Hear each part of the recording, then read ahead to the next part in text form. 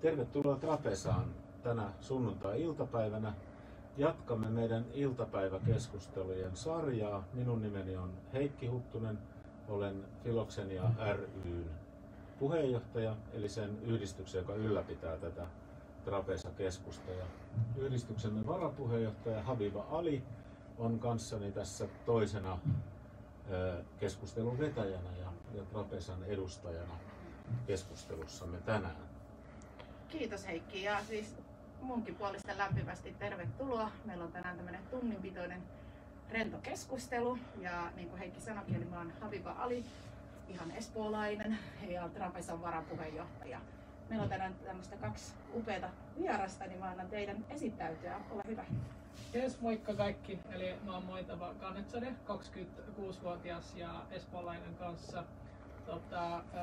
Opiskelija ja melkein valmistunut insinööri. Tällä hetkellä töissä Leppävaarassa insinööritoimistolla ja sitten teen samalla vähän aktivismihommia ja tällä hetkellä kuntavaaliehdokkaana ja sitten vähän kaikennäköistä muuta sivutoimintaa. Esimerkiksi Monihellissä vertaisohjaajana toimin maahanmuuttajavanhemmille, missä opetetaan ja näytetään, miten Suomessa tämä koulutusjärjestelmä toimii.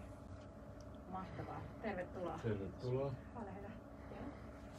Moi kaikki, mä oon Helen, mä oon 24-vuotias espoolainen Leppävaarasta ja mä oon diplomi-insinööriopiskelija Aallosta.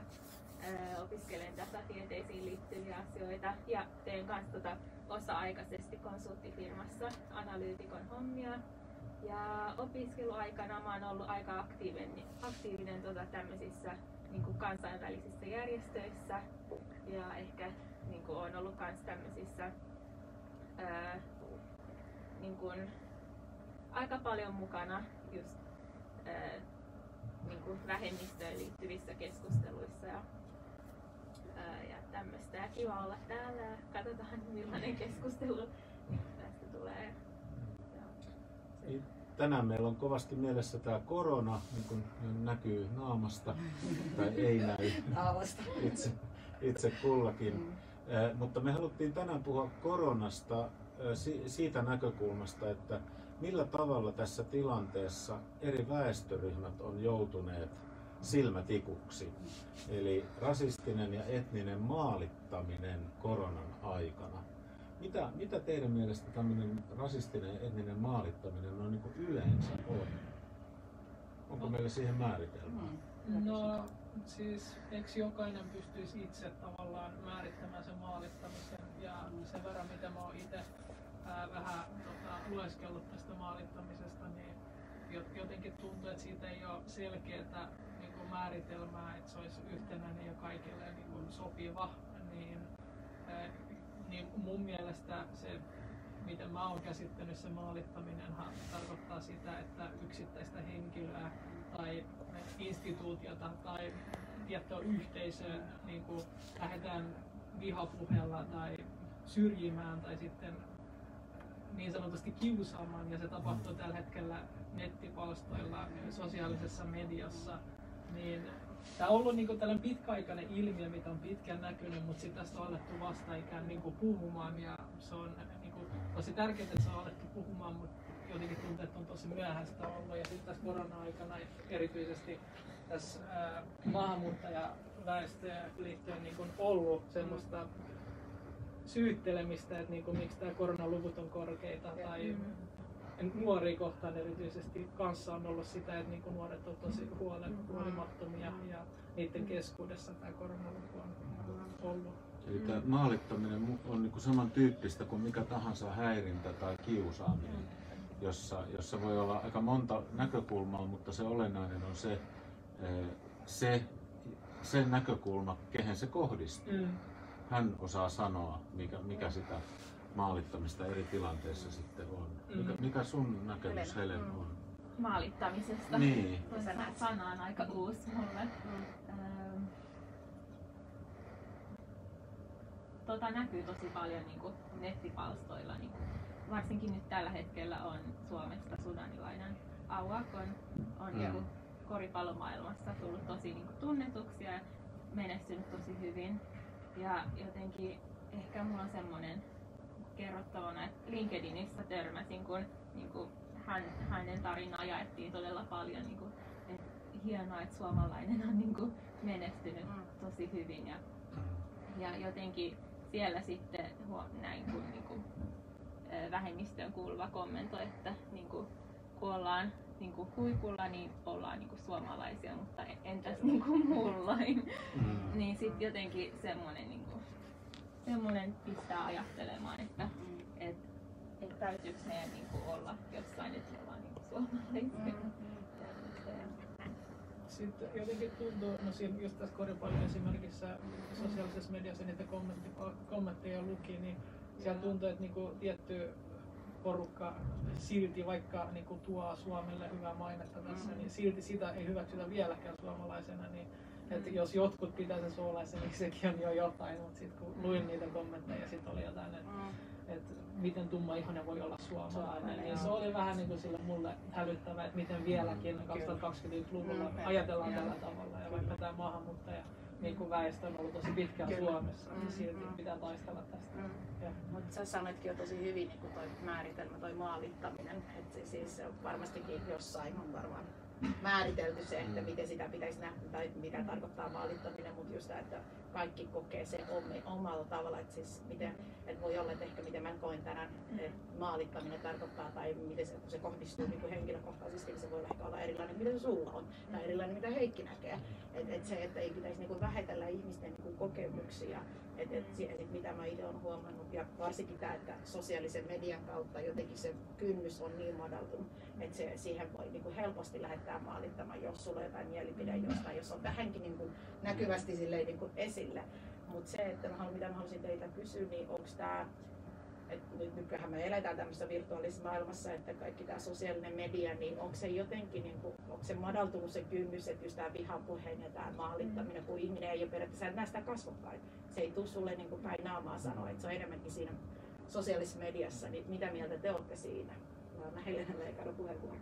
Niin kuin maalittamisesta. Niin, tai silleen, että se sosiaalinen media, koska siis mitä mä vielä, jos mä vielä jatkan, niin tarkoitan sitä, että kun meillä on varmastikin niin kuin laissa esimerkiksi määritelty vihapuhe ja mikä niin kuin vihapuhe tai milloin se on niin kuin, milloin sitä nähdään niin kuin rikollisena. Mutta jotkut jotenkin niin kuin ne ymmärtää sen määritelmän, niin menee ihan siitä läheltä, että sitä ei vielä nähdä, niin kuin, että sitä ei nähdä niin kuin semmoisena rikollisena. Että sitä ei, niin kuin, siitä ei lähde semmoista rikosprosessista eteenpäin tai sitten voi myöhemmin olla sille, että joo, sitä ei tuomita. Niin miten sä näet, onko se kynnys niin matala siinä? Se on jännää, koska niin kuin, tosi monet uskaltaa ihan omalla nimellä niin julkaista kaikkea niin kuin vihapuhetta ja tämmöistä. En mä tiedä oikein, että mitä niiden mielestä liikkuu, kun itselle ei kuitenkaan tule silleen mieleen lähteä kommentoimaan tuolla tavalla. Jotenkin ehkä kun tietää, että siitä ei joudu mitenkään niin vastuuseen, ehkä uskaltaa purkaa omaa elämää. Mites toisinpäin, kun mä mietin omaa taustaani suomalaisena ortodoksina ja sitä juttua, että Suomihan on kuitenkin vähemmän yhtenäinen kuin se oli edes ennen. Siis se entisajan Suomi, jota jotkut ihmiset haaveilee, niin sekin oli monivärisempi, monikielisempi, moniuskontoisempi kuin me on totuttu ajattelemaan. Ja siihen aikakauteen liittyy sellainen näkymättömäksi tekeminen. Että mun identiteetti tai uskonto tai jopa kieli niin kuin häivytettiin. Että oli se semmoinen yhtenäinen sinivalkoinen suomalaisuus, jonka piti olla samanlaista kaikille. Ja sitten ne, jotka poikkesi siitä, oli niin kuin näkymättömiä. No Haviman on vaikka olla näkymätön, edes kuulumaton. Mutta onko tässä nyt tapahtunut niin kuin toisinpäin, että semmoinen, että ei siedetä toisenlaisuutta, niin tuleeko se nykyään aggressiivisemmin esiin? Onkohan tästä tämmöinen, vai ymmärrättekö sitä, mistä mä puhun, kun mä sanon tämmöisen, että tehdään näkymättömäksi, että sua ei ole olemassa, sun taustaa ei ole olemassa, sun kaikki pitää olla sitä yksi. Niin, kaikki pitää olla sitä samaa. Jotenkin siis ihmisluontohan on just tämmöinen, että niinku, kaikkea uutta lähdetään niinku, pelkäämään ja se on niin pelottava asia, kun ei tiedetä mitä siellä taustalla tai tulevaisuudessa tulee tapahtumaan. Sitten tästä koronarokotekin on hyvä esimerkki, kun ei tiedetä, niin sitten on hirveä pelko ja kaiken näköisiä ennakkoluuloja niin tullut. Niin tässä suomalaisuuden käsitteessä, kun tämähän laajenee vuosi vuodelta ja sitten jos niin vertaa esimerkkinä, kun sanoit, että historiassa se oli se, niin vaikka silloinkin oli erilaisia taustoja, erilaisia uskontoja, kieliä ja niin poispäin, niin nyt sehän on vielä moninaisempi ja sitten se perinteinen suomalainen kuvahan on muuttunut ja muuttuu ja tulee muuttumaan tulevaisuudessa, niin sitten se on asia, mitä ihmiset pelkää ja ei kaikki, vaan niin kuin jotkut pelkää tätä, niin kuin me ei tiedetä mitä siellä taustalla tapahtuu, niin jotenkin vaan tuntuu, että se on se pelko ja tietämättömyys, mitä siinä on. Se on vaikea. Ehkä niin kuin kulttuurista riippumatta ehkä pelätään semmoista uutta ja erilaista, semmoista, mitä ei tiedä. Mä en tiedä, onko se niinku ihan suomalaisuuteen tai Suomeen pelkästään liittyvä asia. Ei varmaan niin. Varmaan se on yleisinhimillinen tämmöinen pelko. Mutta sitten, niin kuin Habibaki äsken sanoi, että niin tämä sosiaalinen media ja sitten internetin yleistyminen, niin sekin on yksi tekijä varmaan siinä, että se maalittaminen ja vihapuhe ja rasistinen käyttäytyminen on lisääntynyt. Esimerkiksi jos kuvitellaan, että vaikka 1980-luvulla silloin ei ollut internetiä, mutta jos silloin olisi ollut internetin, niin vasta se keskustelu olisi ollut silloin. Että se on niin kuin, että ei voida tietää varmuudella, mitä silloin on tapahtunut, kun se niin kuin yhteisö ja se ihmiskontakti oli niin vähäistä ja pientä, niin ei sitä, niin kuin, ei pystyisi sitä vertaamaan niin kuin tähän nykytilanteeseen, kun se on niin helppoa niin ottaa puhelin käteen ja tehdä joku feikkiprofiili tai ihan omalla naamalla lähteä kommentoimaan ja kiusaamaan jotain ja niin kuin perustamaan jonkun yhteisön, missä lähdetään maalittamaan niin jotain tiettyä jengiä, tiettyä ihmistä. Mitä mieltä te olette, miltä se nyt on sit näyttänyt, kun niinku tiedetään, just tässä tuli jo alussakin jo esille, että toi korona tai tartuntaluvujen määrä, niin kuin, että siitä kun on puhuttu, niin on tuotu vahvasti esille, että joidenkin maahanmuuttajien määrä on niin kuin enemmän tai tietyt ryhmätkin on noussut siinä esille. Niin, mitä mieltä te olette siitä? Mitä ajatuksia se teissä on silloin niin uutisissa aika paljonkin oli jossain vaiheessa esille, niin mitä se on herättänyt ja onko se hyvä, että siitä niin nostetaan jotain tiettyä ryhmää niin esille, että mitä siinä tavoitellaan ja auttaako se jotenkin niin se tartuntojen ja sen lukumäärän vähentäminen? Niin, mun mielestä se on ihan hyvä, että puhutaan ja tilastoidaan ja kerrotaan näitä asioita, mutta se lähestymistapa mun mielestä sitä voisi parantaa niin kuin huolella, että niin kuin se, että miten ilmoitetaan sitä asiaa ja uutisoidaan, niin se oli silloin mun mielestä tosi negatiivista ja tosi sellaista leimaavaa, mistä mä en itse henkilökohtaisesti tykännyt, mutta se, että niin kuin kerrotaan niin kuin tilastollisesti ja faktat ja niin kuin mitä oikeasti tapahtuu tällä hetkellä Suomessa, niin se oli mun mielestä ihan hyvä, mutta siihen viestintään voisi niin kuin olla kehitettävä ja parannettava tulevaisuudessa. Joo, mä huomasin, niin kuin itteenikin vaikutti tosi paljon esimerkiksi, jos mä nyt kävelin vaikkapa ulkonakin ilman maskia, niin sit jos joku katsoo mua, niin sit saatoin ajatella, että ei vitsi, että nyt ne ajattelee tälleen, koska mä oon niin kuin ulkomaalaistaustainen, mä en käytä maskia tai tämmöistä, niin se ei hirveästi tuntunut kivalta. Mutta sitten kun lähdetään niin kuin miettimään, niin kuitenkin no ehkä voi olla totta, että on paljon niin kuin tartuntoja niin kuin ulkomaalaistaustaisten keskuudessa, mutta toisaalta niin kuin monet on semmoisissa niin kuin ammateissa, missä kuitenkin altistutaan tosi paljon, niin pitää jotenkin katsoa niin kuin monesta eri näkökulmasta, eikä pelkästään niitä numeroita. Niin, sepä se, että se, niin kuin se tulkinta tehtiin heti tai melko pian tästä jostain etnisestä näkökulmasta.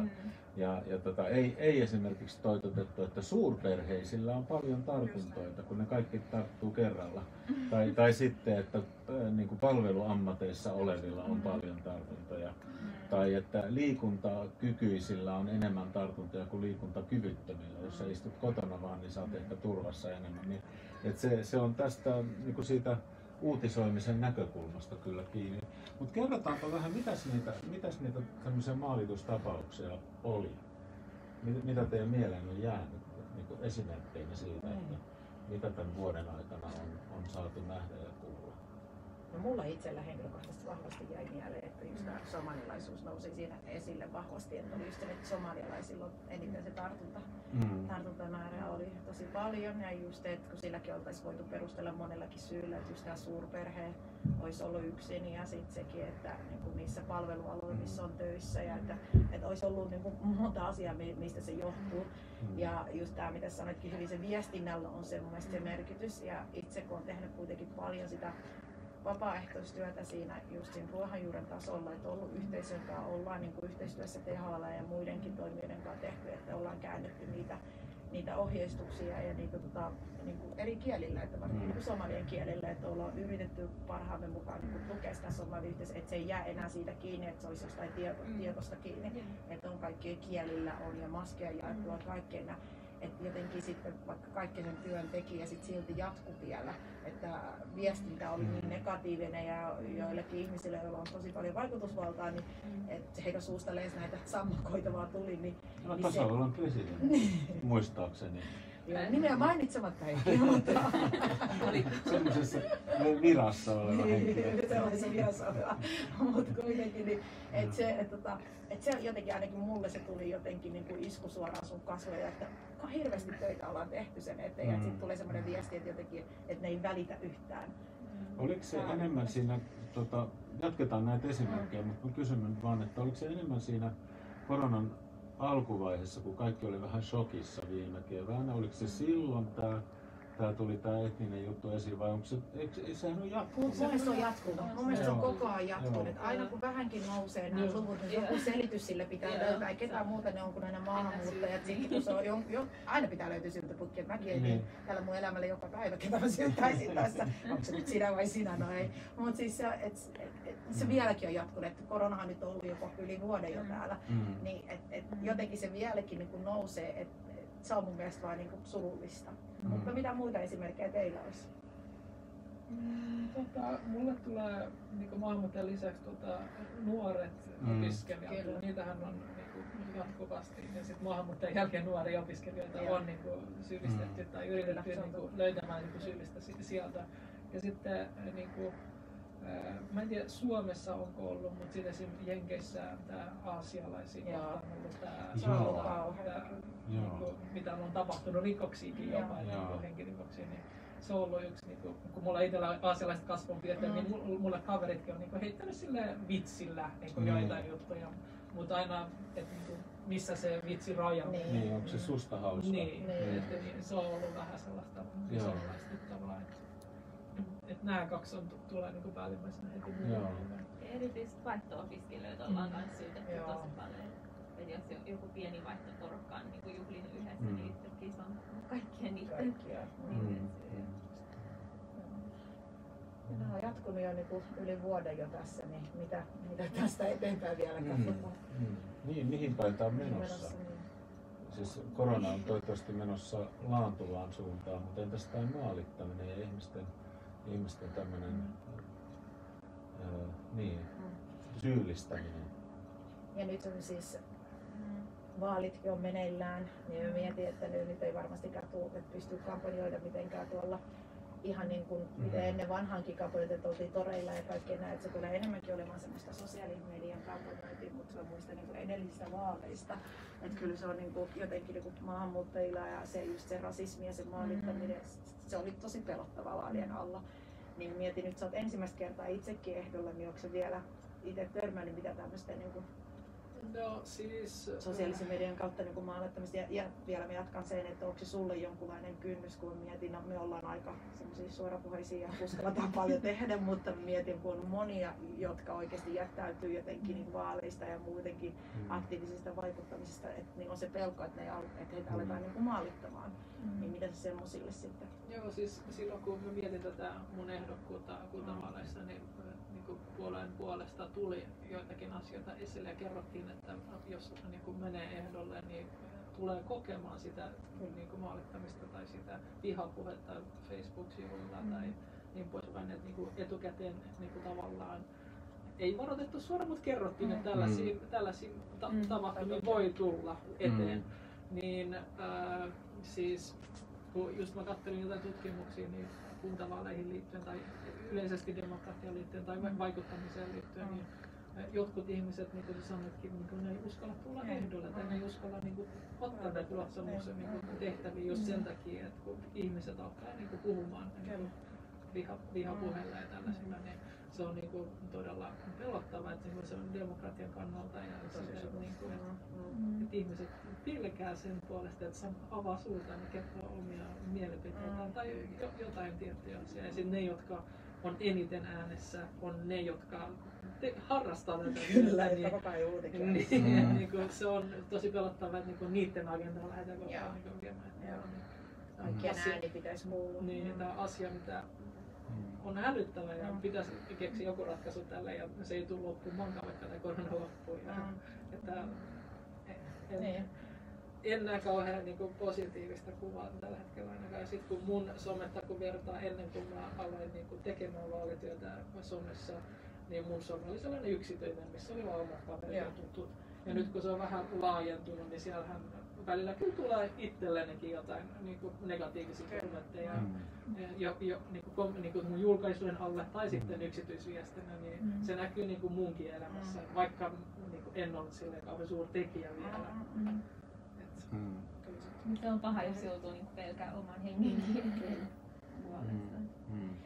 Mutta joo, ehkä mulle tulee tuosta maalittamisesta ja semmoinen mieleen, että nyt mun mielestä oli uutisoitu jotain, niin kuin, joku valitettava niin kuolema tapahtui tää Rautatieasemalla Helsingissä, niin sitten jos niin kuin, näihin liittyen menee lukemaan niin nettisivuilta tai somesta chatteja ja mitä ihmiset sanoo, niin heti niin kuin, iso osa niistä kommenteista on silleen, että oliko se joku ulkomaalaistaustainen ja tämmöinen jotenkin niin kuin,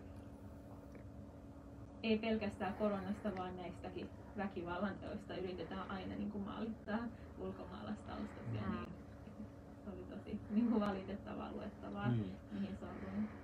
Mistä sinä sorruit lukemaan niitä? Joo, lukemaan niitä. Jotenkin aina lupaa itselleen. Älä lue kommentteja, mutta sitten se vaikuttaa koko ajan. Niin, kyllä. Mutta mistä siinä on kysymys? Onko siinä kysymys siitä, että halutaan ulkoistaa se rikos tai se väkivalta käyttäytyminen? Se ei kestä yhtään minkäänlaista tarkastelua, koska se väkivaltahan on tämän yhteiskunnan tuote. Ja kuka tahansa sitä tekee, niin se on meidän kaikkien ongelma. Minua vanhemmat ihmiset muistaa hyvin sen, kun suomalaisia meni 300 000 Ruotsiin, niin se ensimmäinen vaihe oli sitä, että ne jo syyllistyi kaiken maailman väkivaltarikoksiin. Se oli Ruotsissa oli tämmöinen maalitus, en finne igen, just tämän tyyppisissä tilanteissa. Ja Ruotsin vankiloissa oli hirmuinen yliedustus suomalaisilla. Taitaa olla vieläkin, mutta siis nyt suomalaiset on kadonneet sinne keskiluokan uumeniin Ruotsissa ja on muita maalitettavia. Mutta kuinka lyhyt muisti meillä on tai kuinka ohut yleissivistys, että sorrutaan tämmöiseen. Se on tosi surkeata, mutta se on totta. Siinäpä se ongelma sitten onkin. Mutta siis se on tosi surullista se, kun ajattelee sillä tavalla, että aina pitää tulla joku muu, että se ei enää kohdistu suhun. Mutta siis tosikaan en mä halua, että kelläkään tulee sama huono olo, mitä mulla on, kun maalitaan tai tulee niitä rasistisia kommentteja. Pieni esimerkki, just äsken oltiin niin kuin meidän äidillä ja meidän äidin alueella asuu mielenkiintoisia naapureita, jotka siellä aina jostain syystä kommentoi kaikkea, kun on tottunut, että siellä vaan yhtä tiettyä ryhmää vaan edustus on, niin asuu siinä alueella. Ja äiti nyt asuu enää pari vuotta ja hänen naapurissa asuu romanilainen, jossa sen perheitä asuu, niin sitten ne just sanoi, että kun jotenkin ne on nyt päässyt sinne siihen yhteisöön, että tosi surullista, että heille kesti ikuisuus ja heitä hyväksyttiin, niin tänään just nopeasti juteltiin siinä pihalla, niin sanoi, että kyllä niin kuin pakko sanoa, että jotenkin meihin ei enää kohdistu paljon mitään, kun teidän äiti muutti tänne. Silleen, ihan niin kuin siis, mä oon niin iloinen sun puolesta, että sulla ei enää kohdistu mitään, mutta on se tosi kauheaa, että pitää tulla joku vielä niin sanottu huonompi, että kehen voi se maalittaminen niin osua. Niin se on niin kuin tosi, en mä tiedä, mutta vain niin surullista. Mutta näkyykö se Suomessa se, mikä sehän on Yhdysvalloissa hirmu paljon tutkittu ilmiö ja tunnettu, varmaan myös muissa maissa, mutta missä on tarkat tämmöiset rodulliset erot olleet historiallisesti, niin siellähän on se niin kun se rajapinta on just tämä kriittinen ja että ne, jotka kokee olevansa alimpina valkoisessa yhteisössä, on kaikkein hyljeksyvimpiä ja rasistisimpia sitä mustaa yhteisöä kohtaan. Niin onko meillä sitten samantyyppinen ilmiö, että jos ihmiset pelkää olevansa vähän niin kuin, niillä on huonot elämäntilanteet tai näkymät elämässä, niin pitääkö niiden sit korostaa sitä ainoata, mitä niillä on, eli jotain sitä kuviteltua vanhaa suomalaisuutta? No monesti, jos katsoo niin näitä kommentteja vaikka Facebookissa, jos menee profiiliin katsomaan, niin siellä saattaa lukea niin elämänkoululainen, mikä on niin juttu. Niin. Voi olla, mutta sitten toisaalta mä mietin, että tapahtuu kuitenkin paljon sellaisia systemaattisia niin syrjintätoimintoja, jopa sieltä vähän ylemmästä sieltä hierarkiasta. Joo. Osaatko sanoa tämmöisestä systemaattisesta syrjinnästä tai jopa maalittamisesta mitä esimerkkiä? Onko sun kohdalle tullut niinku? Koulussa mä oon ollut aktiivinen semmoisessa järjestössä, missä on niinku paljon afrikkalaistaustaisia opiskelijoita. Niin sitten siellä niinku monet jakaa niiden kokemuksia vaikkapa niinku työnhausta.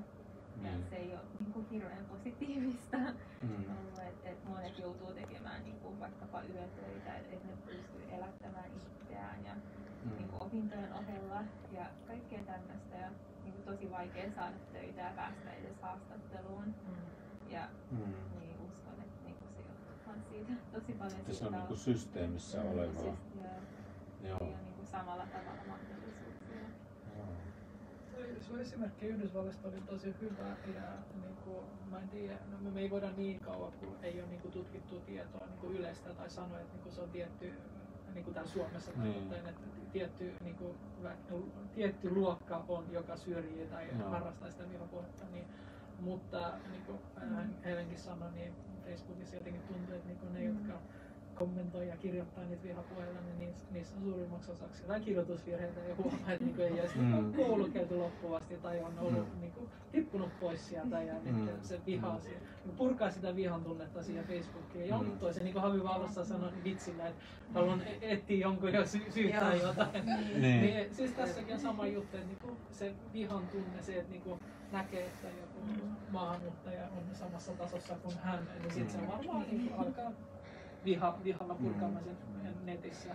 Ja sitten otit hyvän esimerkin esiin, että afrikkalaistaustaiset niin työnhaussa ja tälleen. Niin se ei ole pelkästään afrikkalaisille, vaan vähän erilainen nimi, venäläinen, virolainen. Ja se on heti CV:ssä. Olihan Ylessä vähän aikaisesti joku tutkimus, missä sanottiin, että lähetettiin samanlainen CV ja työhakemus tai asuntohakemus ja sitten hylkäisi vaan sen takia, kun nimi on erilainen. Niin se on tosi hyvä esimerkki. Se on semmoista. Mä sanon tässä välissä, että siis yleisökin saa osallistua meidän keskusteluun, jos tulee jotain kysymyksiä, laittakaa ja Mikko meidän kameran toisella puolessa niin voi lukea vielä kysymykset, että hän näkee, niin ihmeessä saa kysyä tai saa laittaa kommenttejakin.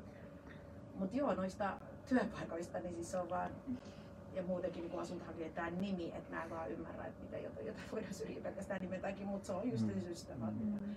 Mutta siis meillä on niin paljon esimerkkejä, että kun ihmiset soittelee johonkin työpaikkoja tai etsii töitä tai tulee haastatteluja puhelimen vastaan, niin siis se kielitaitohan on niin täydellinen, että kukaan ei taju sen mitään. Niin sitten aina, sit kun näkee vasta kasvokkain, niin sitten on, että okei, että sä oot vähänkin erilainen. No joo, nimi nyt on vähän erilainen ja ihan vääriltä erilainen kuin niin sanottu kantaväestö, mutta en ymmärrä, mutta siis mä mietin sitä, että itse olen ollut jo kohta Suomessa 30 vuotta ja musta tuntuu, että me ollaan vieläkin samojen kysymyksien äärellä ja Heikiltä en kysyä, kauas on ollut täällä, mutta samoja haasteita vieläkin. Tai siis kuitenkin sulla on vähän enemmän tätä elämänkokemusta, niin näetkö sä, että jotenkin tilanne on menossa yhtään parempaa suuntaan? Mä en halua menettää toivoa, mä uskon vahvasti, että me voidaan tästä vielä parempaan suuntaan, mutta jotenkin, että mä oon ollut vasta 30 vuotta ja romanit on ollut mitään 500 vuotta täällä. Niin, ortodoksit on ollut 1000 vuotta. Ja onko mitään muuttuja? Uskontojen näkökulmasta jotain on muuttunut, että ensimmäiset 900 vuotta oli vaikeita, sitten on mennyt rauhallisemmin. Mutta siihen on samalla liittynyt se, että uskonnon merkitys ihmisen määrittäjänä on vähentynyt. Ja se on samaan aikaan sen, että vähemmistöön on helpompi hengittää.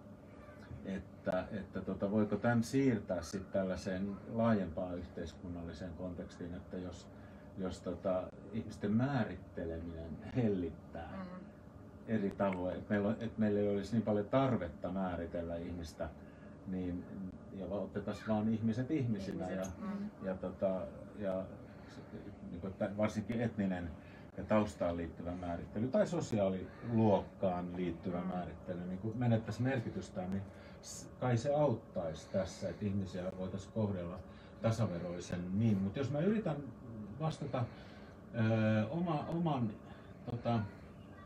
ikäkauteni näkökulmasta, niin kyllä mielestäni kehitystä on tapahtunut. Se, että Suomeen, kun Suomi oli semmoinen vähän niin kuin pullo, ennen kuin Neuvostoliitto tuhoutui, koska me oltiin täällä ihan eristäytyneenä kaukana ja ne niin kuin itä- ja eteläraja oli suljettu täysin ja semmoinen historiallinen yhteys Venäjälle, Baltiaan, ne oli katki. Niin sitten kun se muuttui, niin silloinhan Suomi niin kuin palasi normaaliuteen. Siinä mielessä täällä alkoi olla erilaisia ihmisiä enemmän. Tämä ei ollutkaan Euroopan etnisesti yhtenäisin valtio, niin kuin tämä oli. Niin, että tämä siirtymä on tapahtunut, on tuonut paljon myönteistä ja sellaista, niin kuin, että ihmisten, mun tytär on nyt 21, niin hän on kasvanut semmoisessa, ei kuitenkaan semmoisessa koulussa, missä olisi ollut valtavan paljon erilaisia, mutta kuitenkin riittävästi. Et mä luulen, että hänen ajattelutapaansa joku rasismi tai muu ihmisten syrjiminen on täysin mahdoton ajatus. Niin täysin niin kuin, että mikä juttu tää on. Että sellaista edistystä kyllä optimistisesti ajateltuna on. Mutta totta kai se on tarkoittanut myös sitä, että nämä vaikeat kohdat ja kitkat ja semmoinen vaikea sopeutuminen, sekin on totta. Et kun se muutos on ollut kuitenkin aika iso. Et se, että Joensuussa ei ollut yhtään toisen näköistä ihmistä vuonna 1989, niin että siellä nyt sitten onkin, niin kyllä se on ottanut myös koville välillä. Mutta näiden vaikeiden asioiden kanssa täytyy tehdä töitä. Kyllä. Totta. Mutta uskonto, jos nyt mennään, niin miten te näette, että miten uskonto esimerkiksi niin teitä määritellytään? En tiedä, ymmärrätkö mun kysymyksen, mitä mä tässä haen, mutta että esimerkiksi mä tiedän, että sä oot muslimi, niin pitääkö sun koko ajan edustaa jotenkin niin kuin muslimeita? Että tuleeko sun semmosia, että voisitko sä, niin kuin, kun mä tiedän ainakin itse, niin kuin että kun näkee vahvasti, että mä oon muslimi, että mulla on niin kuin huivi päässä, niin jotenkin niin, että mä oon yhtäkkiä mä oon uskonnon oppinut ja mä tiedän kaiken islamista, niin se on ihan niin kuin jotenkin hassu, koska taas mun mielestä kristitystä ei silleen niin kuin vahvasti näy sitä uskontoa, niin he voivat olla ihan oma yksilönä, että ei tarvitse sitä koko uskontoa niin kuin edustaa, ellei työkseen tee sitä niin vahvasti näkyvillä.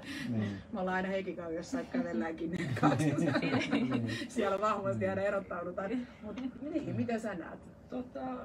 Siis, no, mä osittain ymmärrän, että miksi niin kuin mä oon aina, niin kuin tavallaan mun pitäisi edustaa islamia ja muslimeita. Esimerkiksi mun työyhteisössä tällä hetkellä, missä mä oon töissä, niin on 1 tai 2 muistaakseni niin kuin muslimia. Ja sitten mun työkaverit, esimerkiksi nyt kun tää Ramadan kuukausi meillä tällä hetkellä, niin ne on paljon kysyttävää, haluaa tietää niin kuin asioista. Ja jos kukaan muu ei ole ollut vielä siellä työpaikalla, niin tietysti niille syntyy kysymyksiä. Mutta sitten se, että niinku pitäisi edustaa sitä uskontoa, niin se on niinku, vaikea asia mullekin, koska mä en ole opiskellut uskontoa, enkä niinku tiedä kaikkia syitä ja asioita, mitä meidän uskonnossa on. Niin se on vähän niinku ollut vaikeaa mulle henkilökohtaisesti, että niinku lähtee todistamaan ja selittelemään, miksi me tehdään jotakin asioita tälleen tai miksi me ei tehdä tälleen. Niin se on ollut vähän huono asia, mutta sitten mä oon yrittänyt niinku muistuttaa ja sanoa, että niinku uskonto on niinku ideologia meille. Ja se, että niinku mitä mä yksilönä teen, niin se on niinku mun tulkinta siitä uskonnosta. Että se ei varmastikaan varmaan edusta sitä, että niinku mitä se oikea islam on. Mutta se, että niin kauan kun mun tai mun ideologia ei niinku, häiritse tai niinku, tuota mitään negatiivista asiaa, niin ei sen pitäisi olla niin todisteltava asia. Niin tämä on niin se pointti, mitä mä olen miettinyt pitkään aikaa. Mulla ei oikeastaan ole silleen, että mä niinku edustan uskontoa, vaan se on enemmän ehkä mun niinku semmoinen, mä oon siis ortodoksi, niin ehkä semmoinen enemmän mun sisäinen asia. Kaverit tietää, että käyn kirkossa ja tämmöistä, ei multa kukaan ikinä tule kysymään, niin se on vähän niinku eri asia, kun huomaan silleen yleisesti kristitty maa, niin ehkä se on vähän eri, mutta koen, että niinku edustan niinku sitä, että mä oon niinku afrikkalainen. Niin, että se on niinku paljon niinku se on niin vaan sen takia, kun niin uutta tämä islamin uskonto, että niin varmaan mitä 50 vuotta on ollut, ehkä niin on enemmänkin muuten ollut, mutta sitten näin näkyvästi tämä islamin uskonto tässä Suomen yhteiskunnassa on tosi nuori ja tuore, niin suurimmalla osalla syntyy kysymyksiä, mikä on ihan oikein ja ymmärrettävää, mutta sitten se on vain niin lähestymistapa ja miten niin siitä kysymyksiä asetellaan ja kysytään, niin se on niin tosi tärkeää. Mutta osa siitä ehkä liittyy uskonnon asemaan yleensä suomalaisessa yhteiskunnassa. Sekin on muutoksessa. Niin on sellaisia kysymyksiä, että onko kaikki uskonnot vähän niin kuin huono juttu, lisää ihmisten välisiä konflikteja tai korostaa erilaisuutta ja että kun olisi vähemmän uskontoa, niin olisi vähemmän ongelmia. Ja sitten jopa aika aggressiivisiakin uskontojen vastaisia asenteita on.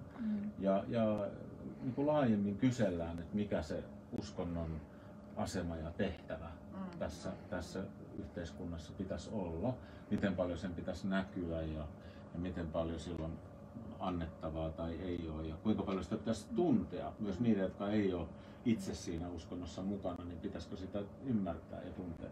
Tämmöisiä on paljon ja tämä liittyy myös siihen moninaistumiseen.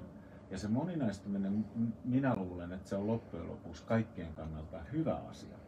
Että ei ole dominoivaa uskontoa, mutta että olisi tilaa kaikille, se olisi toiveena tietysti.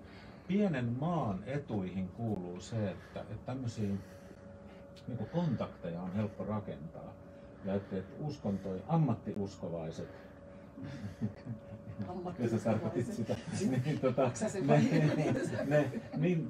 siis uskontojen johtajat ja paikalliset paimenet voi olla yhteydessä toisiinsa, ne tuntee toisensa, niillä on toistensa puhelinnumeroita ja ne voi hätätilanteessa ja sitten ihan arkenakin olla yhteydessä keskenään. Se on Suomessa tapahtunut, että kristityt, muslimit, juutalaiset aloitti yhteistyön ja nyt siihen on tullut muitakin mukaan. Se on tälle kokonaisuudelle varmasti hyväksi. Ja mä tässä tilassa, missä me nyt ollaan Trapessa, niin mä oon itse ollut tässä mukana niin muutama vuosi jo. Aika menee, mä tuossa 3-4 vuotta jo kohta on oltu mukana tässä. Niin mistä mä tykkään tosi paljon just sille, että vietetään eri uskontoja niin tärkeimmän ajat, että just tällä, että meilläkin on Ramadan meneillään, niin Trapessa on järjestynyt muslimiyhteisölle niin iftarit ja silloin kun on pääsiäinen, niin muslimit tarjoaa sitten pääsiäisateriaa ja kaikkea näin, niin muista ihan huikeeta, että sitten pääsee sitä kautta tutustua toisiin ja näkee loppujen lopuksi, että niissä on mitään paljon. Ja sitä paitsi antaa kaikkien uskoa, mihin uskoo, niin kauan se ei haitaksi kellekään, sulle itselleen tai muillekaan. Niin tämä, miten sanoit, sulle on samaa mieltä. Mutta joskus, kun mulla itsellä on niin teinilapsia, niin sitten kun mä niiden kanssa nyt paljon juttelen, niin mä aina kysyn, että mitä mieltä ne on, kun joskus tulee just tälleen esille, että sanotaan niin ne muslimit, että sitä tekijä tätä ja näin. Sitten aina mä mietin, okei, nyt olette ne muslimin-nuoret, jotka kertokammas, mitä teidän uskonnossa sanotaan tämmöisiä, no ihan niin kuin pihalla. Just tälle, että se on enemmänkin, niin kuin mäkin koen, että se on semmoinen vähän henkilökohtainen, mutta varsinkin muslimin naisilla niin näkyy sen näkyvästi se uskonto tulee esille, kun esimerkiksi sulta se ei näy ulkopäin. Että sun näkyy se etninen tausta, niin se on jotenkin niin kuin tosi hämmentävä, että pitää aina olla se, että tuoda se uskonnon näkökulma, että nyt edustaa tälle tai nyt sun pitäisi edustaa muslimia. Että sitä mietin, kun nuorisolla tulee vahvasti, että varsinkin nykynuorisoa tai enemmän, niin jos katsotaan niin sanottu niin maahanmuuttajataustaisia nuoria, nämä on nuoria, jotka on syntyneet Suomessa. Että se että tämmöisen nuorempi sukupolvi alkaa nyt vahvasti nousta, niin ne on enemmänkin nuoriso. Että ei ne ole itseensä mitenkään maahanmuuttajanuoriksi tai musliminuoria näitä näkee, vaan niin me ollaan vaan nuoria. Niin, ja nuoria täältä. Niin, nuoria täältä just, että niillä on enemmänkin vahvasti se alue. Niin. Että nuoret espoolaiset, nuoria helsinkiläisiä tälle, että se alue tulee niin kuin esille. Joo, mä mun mielestä eilen luin uutista liittyen siihen, oliko se puukotus, mikä tapahtui siellä keskustassa, niin mun mielestä Yle julkaisi jonkun toisen semmoisen artikkelin, missä ne lähti selittelemään, että miksi poliisi usein miettii, että kertooko henkilön etnisyyden vai ei. Niin sitten siinä oli semmoinen määritelmä, että niinku, et mikä on niinku ulkomaalaistaustainen. Sitten luin siitä, että ulkomaalaistaustainen on semmoinen, joka voi olla syntynyt Suomessa, mutta vanhemmat on niinku muualta ja kyllä tavallaan tekee järkeä. Mutta sitten mä oon niinku semmoinen henkilö, ja jotenkin mulle se on niinku, okei. Mutta kohta ei ole ulkomaalaista ollut Suomessa, eli ne tulisi muuta, koska jos toi on niinku se määritään, siis sama määritelmä mäkin olen ymmärtänyt, että maahanmuuttaja katsotaan sille, että vanhempia jostain muualta, että itse on syntynyt Suomessa, että jos vanhempia jostain muualta, niin, mutta meillähän on niinku nämä nuoriso, jotka on jo syntynyt Suomessa jo 30-vuotiaita ja kohta ne saa sitten lapsia, ellei niillä on jo lapsia. Niin sitten nehän niinku, niiden lapset on jo suomalaisia. Eli sitten määritelmää muuta. Niin, just tämä tarkoittaa, että on ihan varma, että tulee joku muu määritelmä. Niin, maahanmuuttajataustainen. Niin. Tarvitaanko sellaista oikeasti? Että mitä sä koet itse, niinku mun henkilökohtainen niinku kokemus, niinku 2015 kun tuli tämä pakolaisten määrä nousi yhtäkkiä Suomessa tai yleisesti EU-maissa, niin mä koin itteni suomalaiseksi siihen 2015 asti. Ja mä niin sanoin äänen, että mä oon suomalainen. Mutta sitten sen 2015 jälkeen, niin jos ollaan rehellisiä, se keskustelu muuttui tosi radikaalisti. Ja sen jälkeen mä vasta aloin miettimään, että en mä sittenkään ole suomalainen. Että niin kuin, jos mua ei pidetä suomalaisena, niin en mä sit voi olla suomalainen. Niin se oli tosi niin kuin, paha paikka itselleni. Mä olin jatkuvasti ajatellut, niin kuin, mä muutin 7-vuotiaana Suomeen. Niin siihen asti mä olin ajatellut, että mä oon suomalainen. Sitten se oli niin sellainen outo, koska serkkujen kanssa, jotka asuu kotimaassa, puhuin niiden kanssa, niin ne ei pitänyt mua afganistanilaisena. Mä oon suomalainen. Ja sitten täällä Suomessa mä koin itteni suomalaisen sitten 2015 jälkeen. Oli vähän sellainen, että en mä olekaan. Niin se oli vähän pelottava ja paha paikka itselleni löytää itselleni uusi identiteetti, että mikä mä oikein on. Että mä en voi olla afganistanilainen enkä suomalainen niin monessa välissä. Mä oon muuttanut Espooseen niin kuin kaikki mun ikäiset espoolaiset, ainakin 9% muualta Suomesta, 4. luokalle. Helen on syntynyt Jorvissa. Ja me ollaan käyty samaa koulua, niin meillä on semmoinen yhteys. Mutta se on musta hauska yhteys. Mutta sä olet espoolaisempi kuin minä. Sä oot täältä ihan syntyperäisesti. Säkin olet asunut tosi pienestä. 5-vuotiaasta lähtien asunut Espoossa. Mitä näillä määritelmillä tehdään? Mutta vähän tein sillä tavalla, että kun jotenkin jostain syystä meillä ihmisillä pitää löytyä jonkunlainen määritelmä, että aina halutaan niin lokeroida tai jotenkin määritellä sitä ihmistä, niin mulla oli ihan tämä sama kokemus, mikä sullakin on, kun kuitenkin niin vahvasti ihan väliltä ero niin sanotun kantaväestö, minkä ei näitä ihan niin suomalaiselta, niin piti, aina kun on somaleiden kanssa, niin sä oot suomalainen, sitten kun sä oot suomalaisten kanssa, niin sä oot somali. Niin mä en jaksa enää näitä määritelmiä, koska itsekin just ollaan, jos ollaan rehellisiä, niin kyllä mä koin jotenkin nuorempana, että mä oon vähän niin kuin suomalainen. Mutta sitten just tämä, että ei jotenkin sallita hyväksi. En tarkoittanut yhtään, että mä jotenkin kokisin, että on parempi kuin muut niin sanotut somalilaiset. Mutta se, kun mä kuitenkin täällä käynyt päiväkodista lähtien ollut Suomessa, en mä ole käynyt somalissa päiväkotiin tai peruskouluun, mä en tiedä millainen systeemi on. Että täällä Suomessakin enemmän. Niin silloin mä aloitin sitten käyttää tätä mun omaa määritelmää. Mä oon espoolainen. Kuka sitä on määritellyt? Minkä näköinen on espoolainen? Sitä ei voi kukaan muuta viedä. Mutta mä, haluatko sanoa vielä jotain? Ei muuta kuin, että mulla on ollut ihan niin samanlaisia kokemuksia, että eritrealaisten keskuudessa mä oon niin suomalainen ja suomalaisten keskuudessa mä oon sitten niin jotain muuta. Joo, just näin. Mutta siis me ollaan Heikinkaan niin julkiksi, että kaikki tappottaa Facebookiin. Niin mitä te haluaisitte sanoa, kun meillä on varmastikin niin tasavallan presidentti kattoo tai aika alkaa kohta loppuun, niin mitä teidän mielestä, jos nyt kehitystä on tapahtunut Heikin mielestä ja mä oon niin positiivinen, että mäkin haluan uskoa siihen.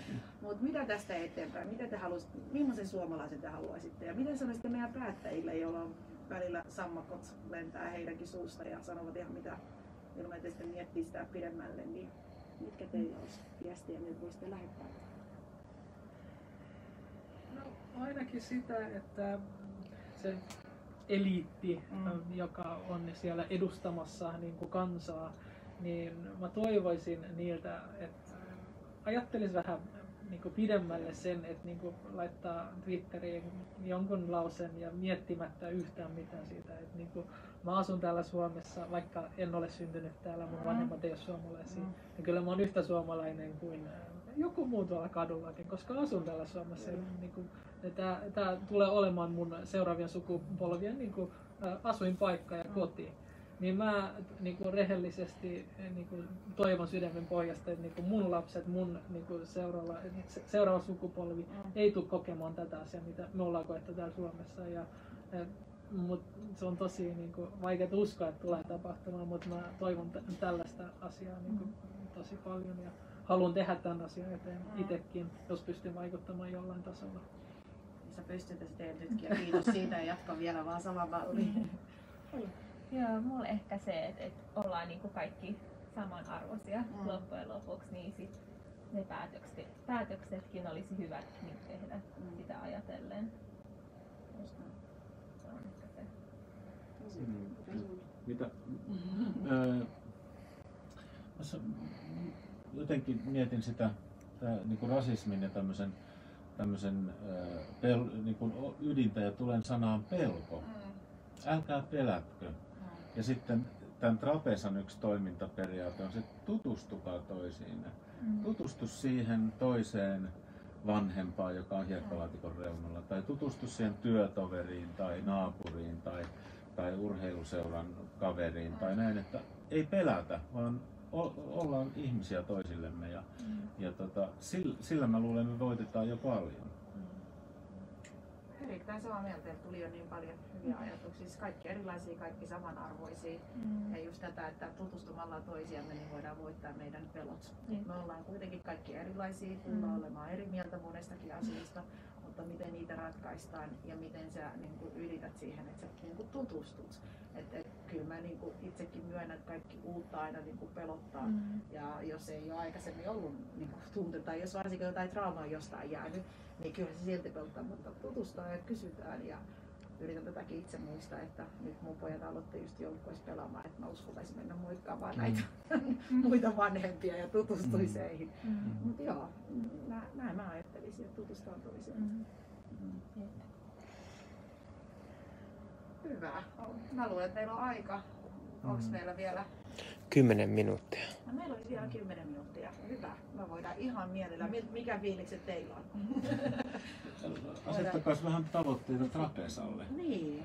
Tämä järjestö täyttää 25 vuotta tänä vuonna. Me ei ole oikein päästy juhlimaan vielä. Pitää olla naamarit naamalle.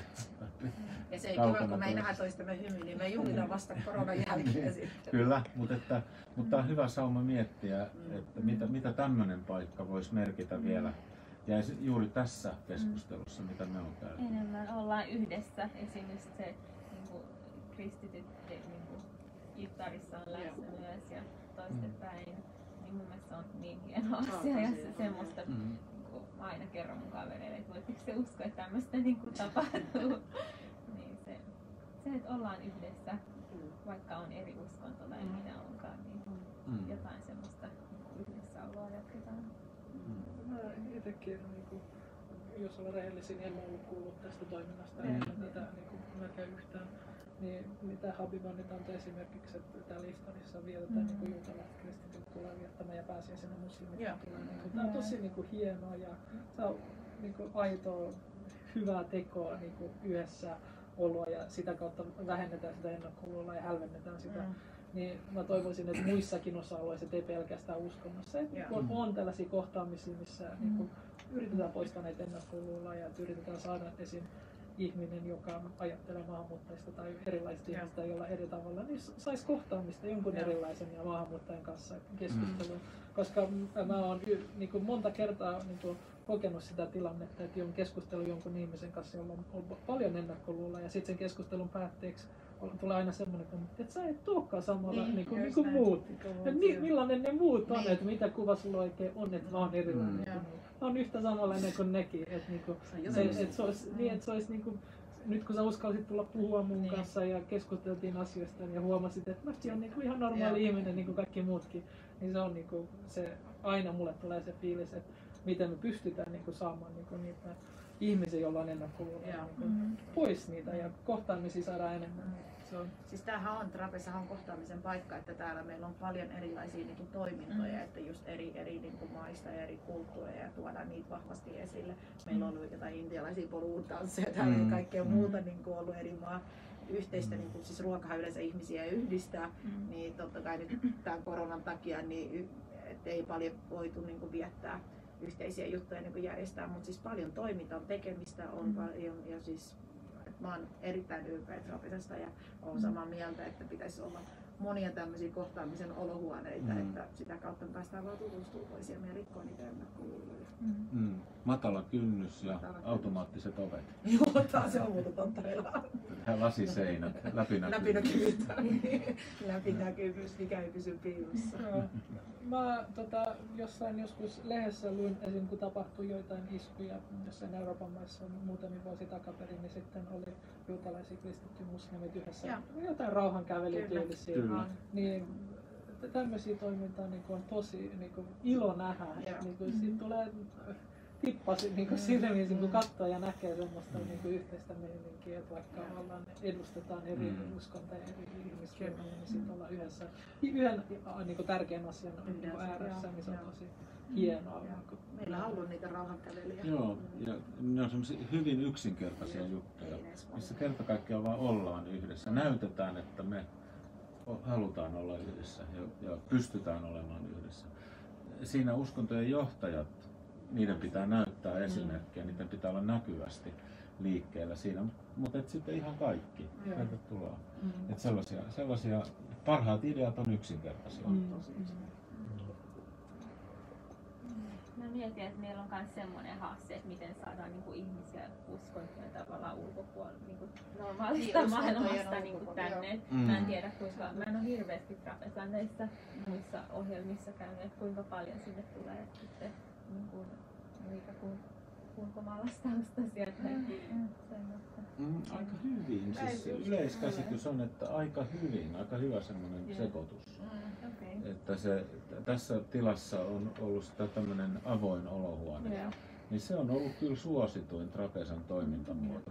Toki Trapezalla on hirmu erikoistuneita, hyvin ammattitaitoisia juttuja, mitä tehdään ihmisten niin kuin arjen avustamisen alalla tai tällä hetkellä kehitetään mielenterveyspalveluja.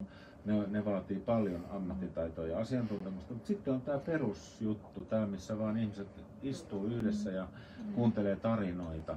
Se tarinan kertominen on yksi parhaita toimintatapoja. Niin joo, onneksi se semmoinen sekoitus, että on täällä syntyneitä, kuten sinä, ja tänne muuttaneita, kuten minä, ja kaikkia siltä väliltä. Joo, tosi hyvä. Mutta siis on todellakin, ja sun kanssa on samaa mieltä, että eihän se ole siis semmoinen yhtä mielenkiintoista ja kiva, että jos olisi vaikka niin sanottuna maahanmuuttajia pelkästään yhteen tai eri tuodaan, ei siis kyllä täällä on niin monia, monia eri toimintoja ja yleensä mikä on mun mielestä ollut hyväkin on ollut se, että niin teemojen kautta, että jos on joku tämmöinen niin yhteen, sellaisia aiheita, mikä yhdistää, esimerkiksi mielenterveys on semmoinen vahva, mitä tässä nyt on työstetään paljon sen eteen, on yksinäisyys ja sitten tämä paikka, missä nykyään Trapeza sijaitsee ja se tietysti oikeasti, että on automaattiset ovet, kun ihmiset vaan kävelee tästä ja tässä on nämä lasi-ikkunat, kaikki aina mielenkiintoista, haluaa tietää mitä täällä on, niin on tullut, että se vetää enemmän kuin nämä niin sanotut, onhan meillä tämmöisiä suljettuja ryhmiä siis on, koska nekin tarvitsee välillä sitä luottamusta ja että on sellaisia arkompia asioita, mistä haluaa puhua, mutta se on ollut tosi suosittu, että kyllä ihmiset kävelee tänne sisään. Hyvä. Mutta mä luulen, että tässä me ollaan jo päättelemässä ja mulla ei Muhtadilla on Ramadan meneillä. Me mennään vähän vielä valmistautumaan siihen ja jatketaan meidän hyvän teon tekemisiä. Mä toivon, että tekin kaksi jatkatte meidän hyvän teon tällä päivällä. Hyvän esimerkkinne mukaan. Joo, ottakaa meistä esimerkkiä. Mutta siis on ollut oikeasti ilo keskustella teidän kanssa ja kiitos, että pääsitte tulemaan. Ja... Kiitos teille tästä järjestämisestä. Itsekin opin paljon sun keskustelun aikana. Niin ajatuksia herättämään, että nyt loppupäivä lähtee miettimään näitä asioita vähän paremmin. Joo, hyvää kevään jatkoa kaikille, hyvää Ramadanin jatkoa teille. Ja kaikille katsojille voikaa hyvin ja pysykää terveinä. Kiitos, moikka!